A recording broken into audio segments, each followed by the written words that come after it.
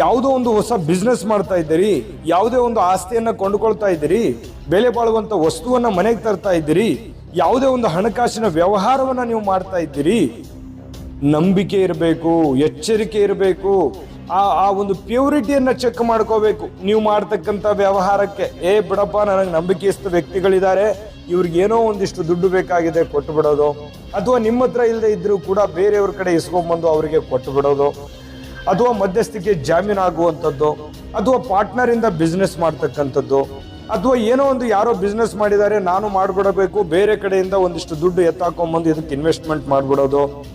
ಯಾವುದೋ ಕಾರು, ಬಂಗ್ಲೆ, ಸೈಟು, ಹೊಲ, ಮನೆ, ಏನೋ ಒಂದು ಬೆಲೆ ಬಾಳ್ತಕ್ಕಂಥ ವಸ್ತುಗಳನ್ನ ಖರೀದಿ ಮಾಡಿಬಿಡ್ಬೇಕಾದ್ರೆ ಎಚ್ಚರಿಕೆ ಇರಬೇಕು. ಅದು ಎಷ್ಟು ನಂಬಿಕೆ ಇದೆ, ಇದು ಸಕ್ಸಸ್ ಇದೆಯಾ, ಈ ವ್ಯವಹಾರ ನಾನು ಮಾಡ್ಬೋದಾ, ಇದು ನಂಬಿಕೆಗೆ ಯೋಗ್ಯ ಇದೆಯಾ, ಇದ್ರ ಬಗ್ಗೆ ಎಲ್ಲ ನೀವು ಯೋಚನೆ ಮಾಡಬೇಕು. ಜೊತೆಗೆ ನಿಮ್ಮ ಹಣಕಾಸಿನ